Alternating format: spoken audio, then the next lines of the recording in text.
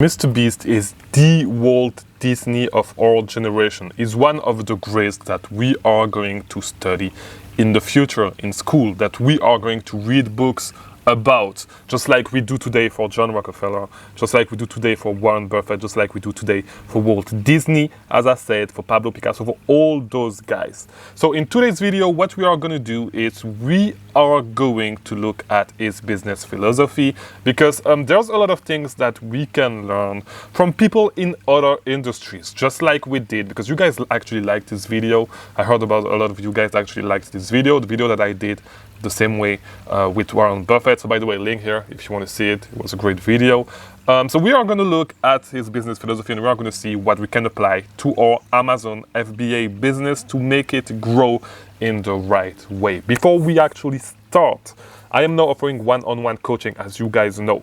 If you need help, either kickstarting your Amazon business and scale it fast, or just, if you're a little bit more advanced and you want to scale your business, you've been selling for a little while, you need help, you need a plan to actually scale your business, you need someone to mentor you to scale your business to reach your goals, link in the description if you want to book a call with me. If you need mentorship to actually reach your goal, it's always way faster to actually have someone mentor you to reach your goal. If I had to start again, I would do it, so I will avoid some dumb mistakes that I actually made in the past with my business, and I will be way further down the road that I am today.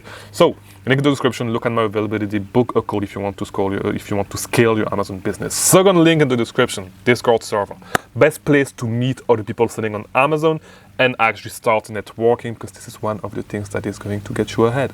If you want to network, just come on the Discord server and go with us. Start being active. Link in the description, join the Discord server, come and go with us. So, the first takeaway that we can take from Mr. Beast's strategy, from Mr. Beast's philosophy, is being aware of the nightmare that it is to actually scale a business too fast. And I've been myself pretty vocal about this stuff, because you guys know that I've been scaling down my Amazon business. Not really scaling down, but my business was making like close to $40,000 a month before I actually started making some changes, because as I said, there's a good way to scale and a bad way to scale. I scaled way too fast. I was doing way too much stuff myself, and it takes a toll on your mental health. You guys know, you guys may not know it, there's a lot of stuff that I do not talk about, but I haven't been home. Before that, I was not home for like a super long time. I haven't come home for like 6 years because I was working on a lot of stuff. I haven't seen my family for a long time, plus the COVID, plus all that stuff.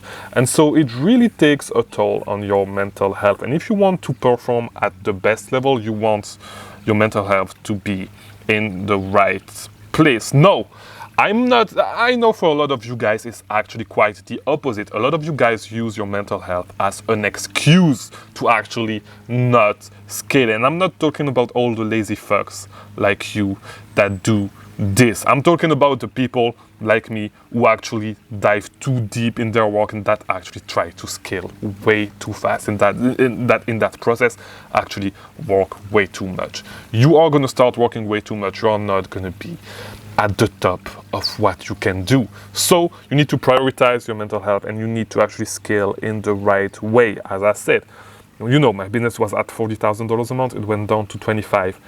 It's still good, but I'm in a way better place, because right now, yes, my business is scaling down, my business scaled down, but it's gonna scale back up in a way better way, if I can say it this way, with better foundation. Because when I was at $40,000 a month, I was working a lot. I was over optimizing everything. I was trying to I was really trying to optimize everything and to really get as much return on investment as I can, which is okay, when you start. But you cannot actually do this and reach $100,000 a month and beyond doing everything that I was doing. It was just not feasible. Right now, I'm in a way better place. I work way less, and I have more leverage. I can apply more leverage to my work. So I can focus my effort on one thing and have outsized returns compared to what I was doing. You guys know that I do not put a lot of work right now in this business, not as much as I did. And I've taken some money out of the business to invest into some other business. And a specific one this month that I'm going to talk about when I do maybe I'll talk a little bit about it when I make my review this month.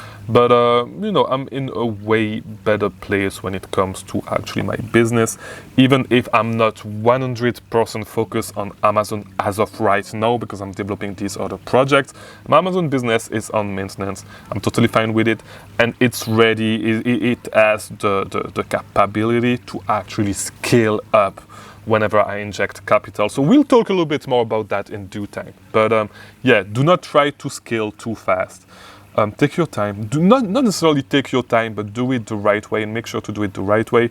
If you need help to actually do this, as I said, link in the description, book a call with me, and I can teach you what I learned, and I can mentor you to actually do it the right way and not actually scale your business the wrong way and outwork yourself. All right?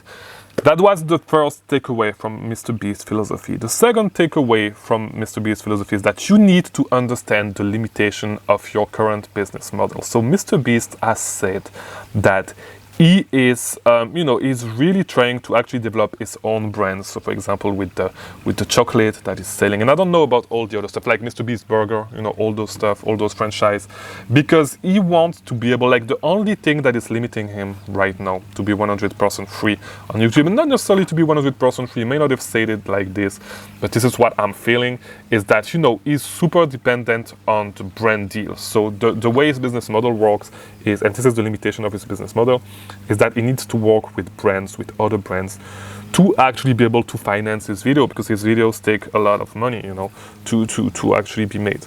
So he understands this limitation, and he's actually starting to work on, building his own brands, which is something that you should do as well, when starting, eventually get into private labeling if you do Amazon. I think that wholesale is not an end-all, be-all, but even if you're at wholesale, you should go towards private labeling, because you have way more leverage with private labeling than wholesale, because you actually have a brand, you have brand equity, you start building brand equity.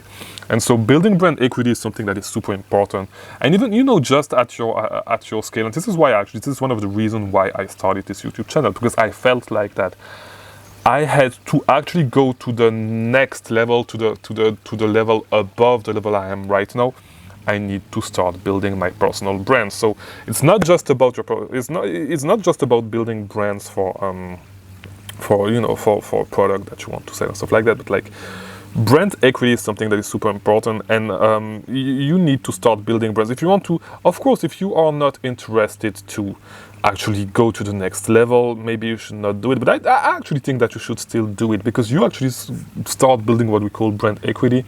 And, nobody can take your brand from you if you actually start building, especially your personal brand.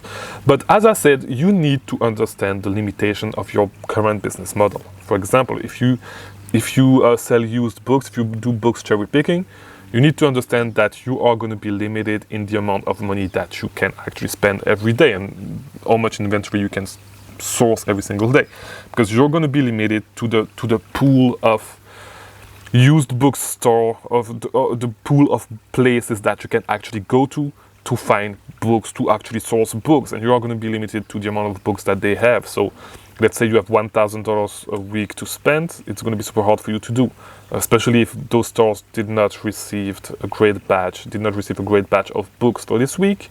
It's going to be super hard for you to actually start, find books. Same thing, retail arbitrage, same thing. You're going to be limited to, first of all, you're going to need to drive a lot. You're going to be limited by what actually is in store to be able to spend your money. So you're going to be limited by that stuff. And there's limitation with everything. You need to understand that there's limitation in that if you want to actually go to the next level, it's better to break away from those business models and go to the next best thing. So if you are doing used books, you're going to need to move to retail arbitrage, online arbitrage. And you can do both at the same time, of course. If you do used books, you can transition by doing both. Same thing, if you do online arbitrage, you're going to start being limited by, order cancellation. There's stuff to actually work around it, but at one point, like if you need to spend a lot of money, really a ton of money, it's going to start being difficult. You're going to have a lot of issues to deal with, and you're going to be limited by this. So this is when it comes to actually this is when you should actually start moving, like transitioning to wholesale. Does that mean that you should totally stop the previous business model? No. But this is when you should actually start moving to wholesale. And of course, do not do it too soon. I think it's a mistake, and we'll talk about that as well. But even wholesale is not perfect because you do not own anything. Yes, you own your relationship with the brands and stuff, but like, yes, you own more, like you can build a brand as a wholesaler, as a distributor, but you do not really have, like, you do not have any IP, you do not have anything that you can, you do not have real brand equity because there's no such thing. It's way harder to build a B2B brand than it is to build a B2C brand. Not necessarily harder, but like the impact that this brand will have is not as big. So this is why I think that even if you're at wholesale, you should eventually, and of course, it's not directly, it's a long way ahead, but you should actually, not necessarily a long way ahead, but like you should eventually move into private labeling because you should strive to actually build brands, build brand equity, and this is something that should actually definitely look at. You should not look at wholesale as the end all be all because you're not building any brand equity for real, and like the real valuable thing in this world is brand equity. All right, so that was takeaway number 2. Takeaway number 3 is that you should always strive to actually improve by 1% every day because at the end of the year, everything compounds. You should try to compound. You should try to actually improve every single time that you repeat the same task. You should try to improve, just like Mr. Beast is trying to improve by 1% every single video that he does. So if he does a video today, the video that he's going to do next week needs to be a tiny bit better. You need to improve every single time, or it does not change anything. So it's the same thing with Amazon FBA. You should try to learn something new every day, get a little bit better at understanding keeper charts just by the experience that you got last year, yesterday, last month from the product that you sourced, all that stuff. You need to actually learn from that and keep learning, or just learn new sourcing methods all the time, a little bit. Not becoming an expert in every single one of them directly, but learn a little bit every single day, improving. And this is how you're gonna get ahead and actually start getting better all the time. And getting better, making more money, and running a business that is way more successful. That was point number 3. Number 4 is that you need, and this is more geared towards the beginner, because you need to actually give people, you need to give the customer, you need to be obsessed with giving the customer what they want. And you see a lot of beginners that want to be super creative for no reason, coming up with crazy products, all that stuff, and even with online arbitrage, going with stuff that is super niche.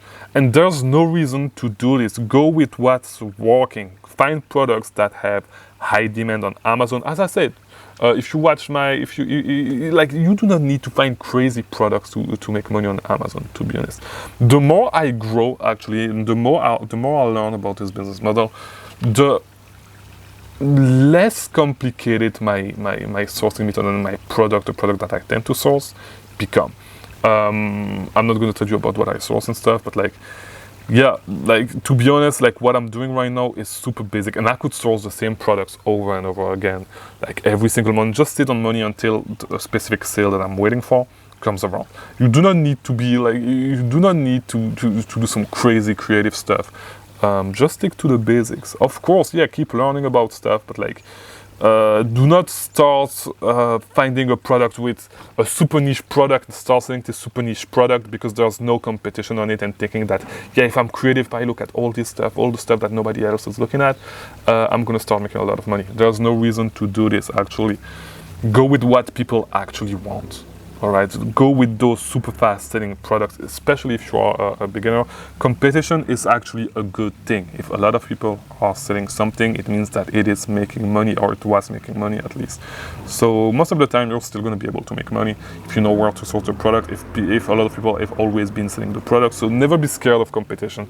Competition is not a bad thing. If you've been told that competition is a bad thing, you know, they lied to you. It's not. If there's competition, it means that there's a good reason to be there and to try to actually make money, because you can make something out of that competition at the end of the day. All right. So that was point number 4, and so point number 5.